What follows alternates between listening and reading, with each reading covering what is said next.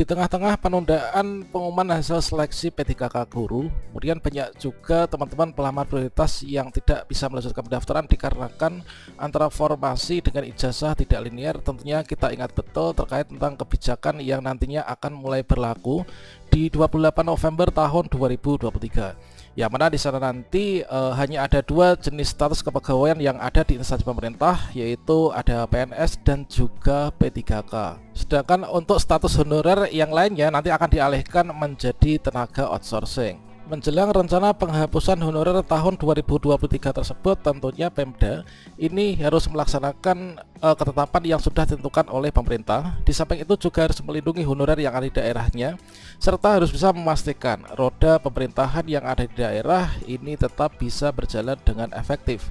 Pada video ini kita akan berbagi update informasi terbaru, yaitu contoh langkah strategis dari Pemda yang sangat berpihak kepada honorer menjelang penghapusan honorer pada 28 November 2023.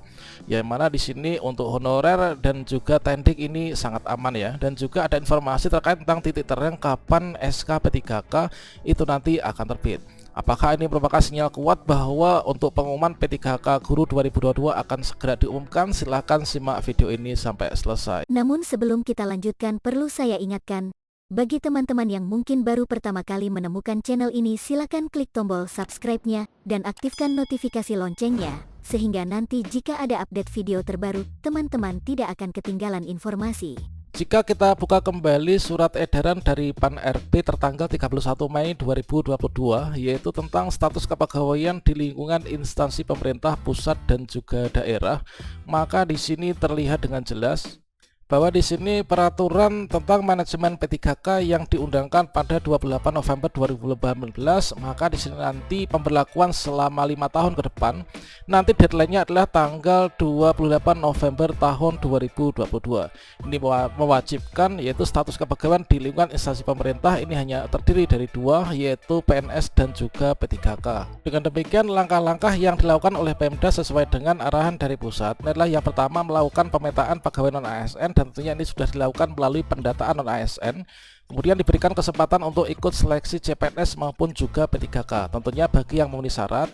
Kemudian yang kedua yaitu menghapuskan jenis kepegawaian selain PNS dan juga P3K ini mulai tanggal yang tertera tadi. Selanjutnya dalam instansi pemerintah ini jika membutuhkan tenaga lain seperti pengemudi, kemudian tenaga kebersihan dan lain sebagainya, maka dapat diambil dari tenaga outsourcing. Kemudian menyusun langkah-langkah strategis terhadap penyelesaian pegawai non ASN, dan juga di sini muncul sebuah yaitu himbauan terkait tentang untuk tidak melakukan perekrutan tenaga honorer baru.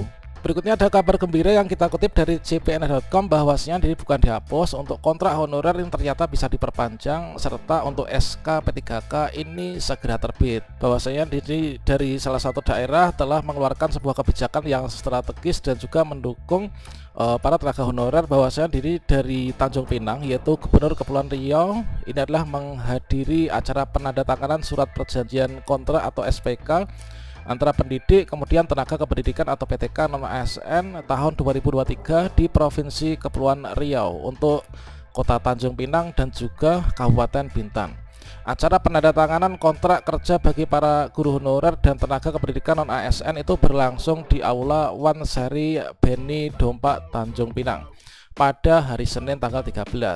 Nah, turut hadir juga Ketua Komisi 4 DPRD Provinsi Kepri yaitu Ibu Hajah Dewi Kumalasari, dan juga staf khusus Gubernur Suyono Nasruddin, Kepala Cabang PSI Tanjung Pinang Ari, Kepala Sekolah serta Koordinator Pengawas SMAN, SMKN dan juga SLB se-Kabupaten Bintan, dan juga Kota Tanjung Pinang serta beberapa perwakilan dari OPD Provinsi Kepulauan Riau. Dalam keterangan resmi dari Diskominfo Provinsi Kepri disebutkan jumlah PTK non ASN Provinsi Kepri yang terdiri dari guru dan juga tenaga kependidikan yang tersebar di 5 kabupaten dan juga 2 kota ini untuk jenjang SMAN, SMKN dan juga SLBN ini berjumlah 2.575 orang.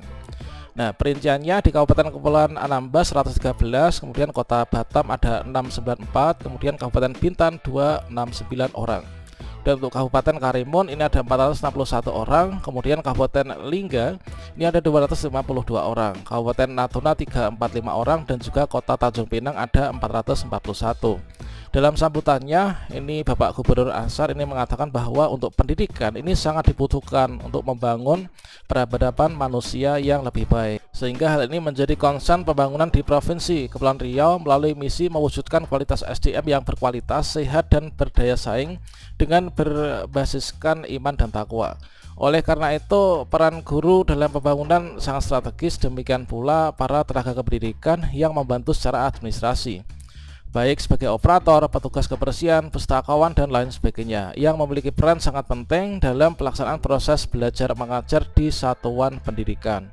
Politikus Partai Golkar itu mengatakan bahwa Provinsi Kepri ini terus berusaha untuk dapat memberikan penghargaan kepada seluruh guru dan juga tenaga non-ASN.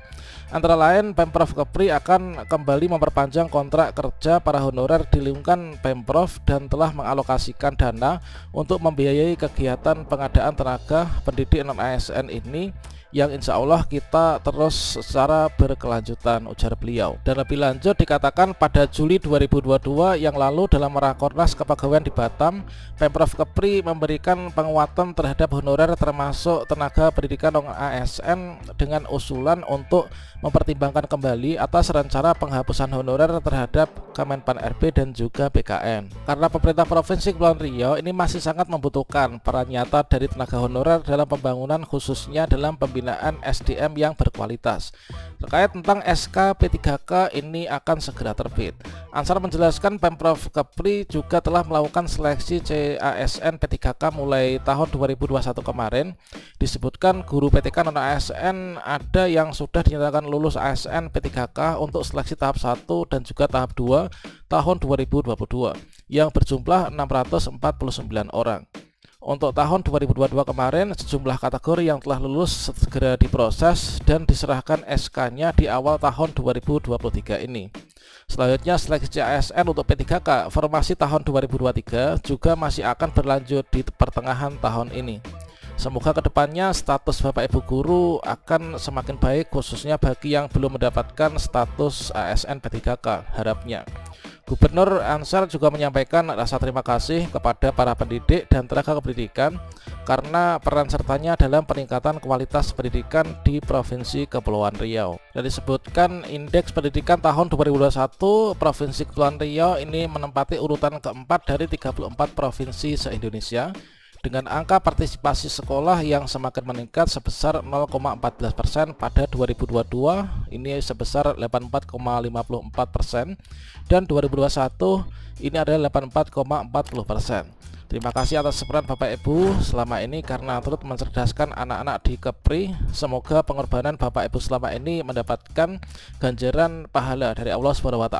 Dan pada rapat Gubernur se-Indonesia yang akan datang ini saya usahakan lagi status para guru PTK non-ASN akan segera bisa ditetapkan menjadi P3K, ucapnya.